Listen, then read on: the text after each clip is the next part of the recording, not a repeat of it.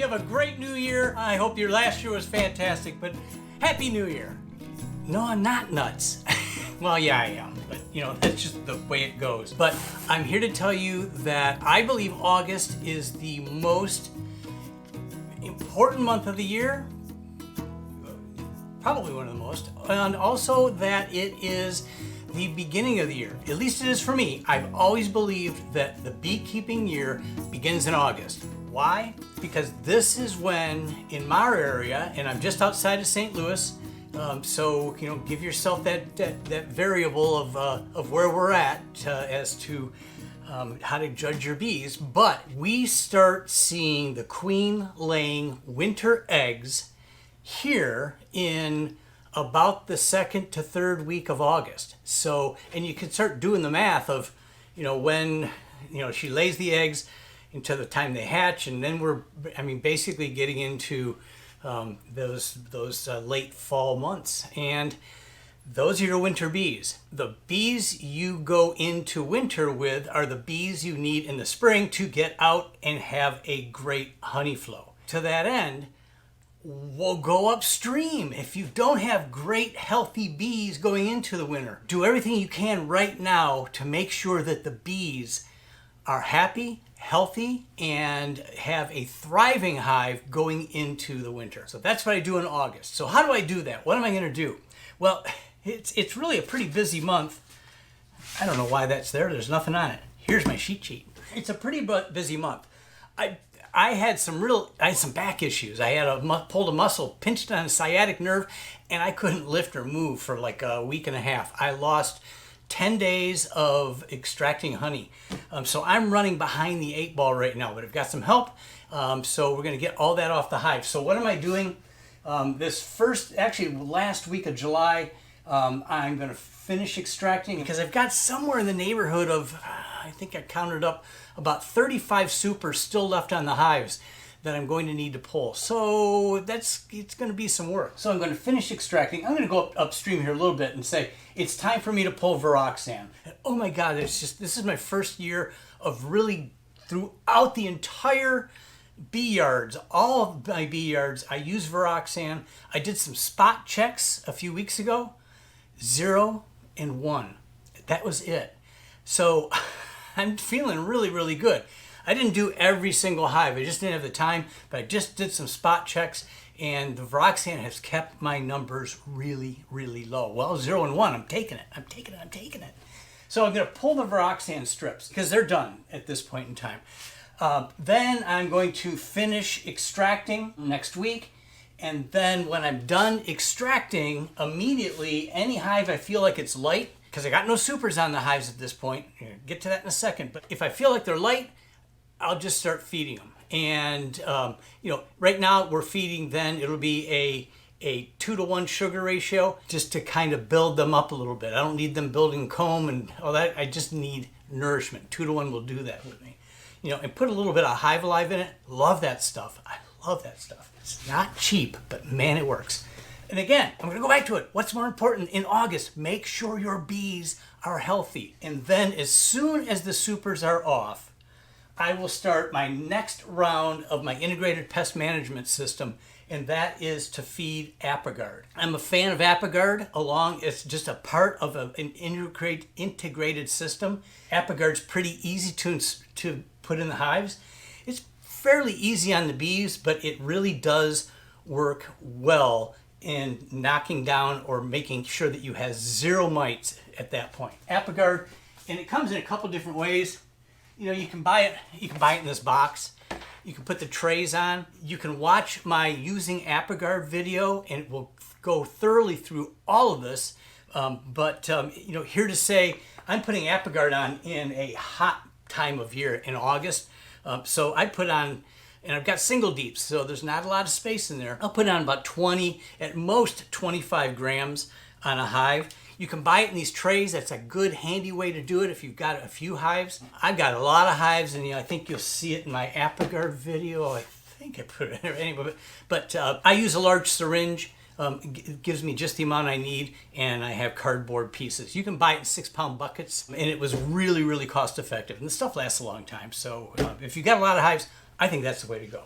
I'll start my ApiGuard, and again, integrated pest management. It's not just hive beetles. You got other stuff to worry about. And that's where I then will go through and renew all of my beetle trays. All of my deep boxes right now have beetle blasters on them. And that's really the only defense I've got. But the hives are so chock full of bees right now that the hive beetles really don't have much of a chance to survive. Those numbers start to go down as the hives start to decrease in August a bit, even more in September, October. They decrease because, again, there's not as much food. They're going into winter.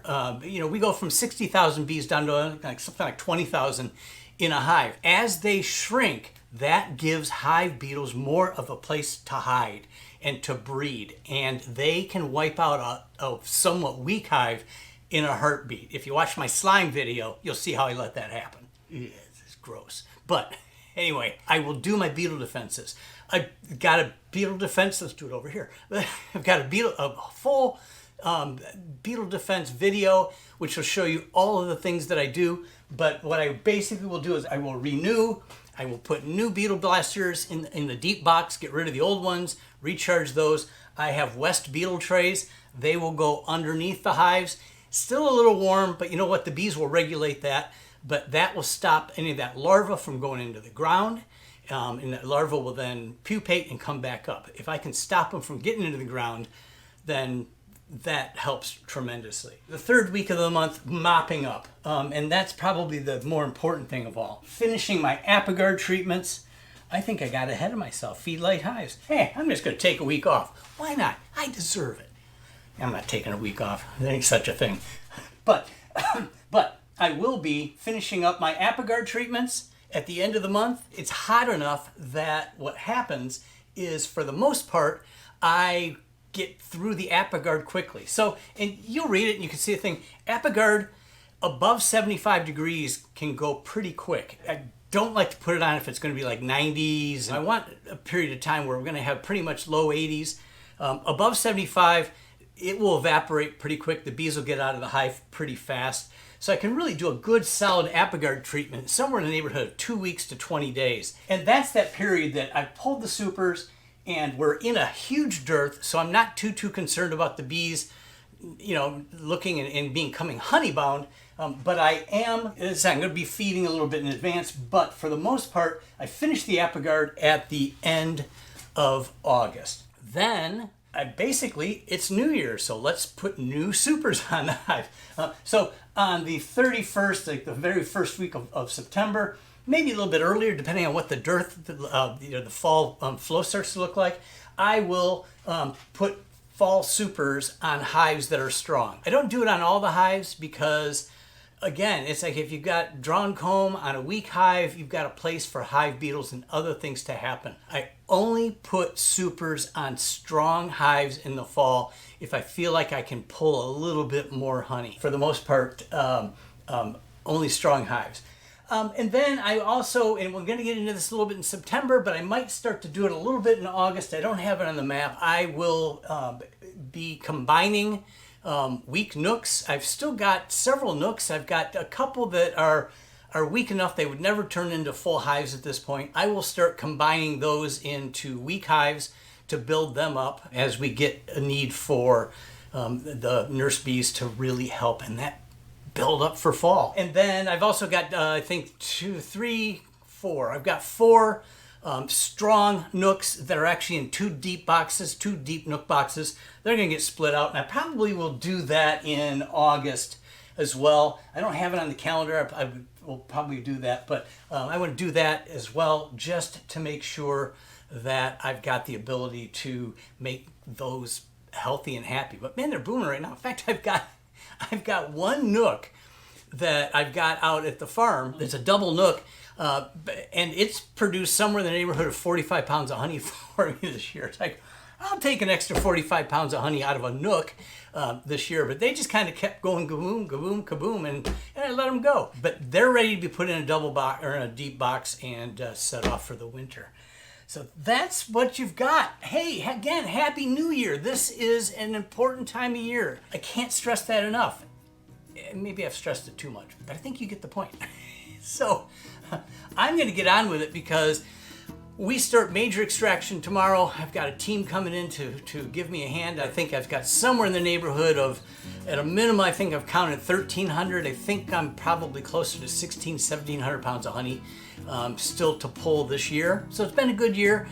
You know, I said in my earlier videos, I really needed about 2,000 pounds to get through this year. I think I'm probably going to be closer to 2,500 to 2,700 pounds. Keep our fingers crossed, but that will help really get through the winter and get me through next spring without having to panic like I was extracting in April this year. That's insane. I should never be doing that, but I did.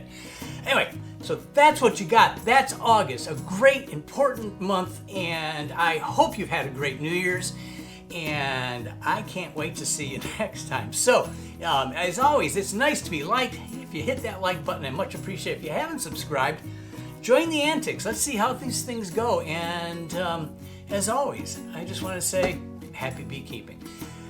We'll see you next time.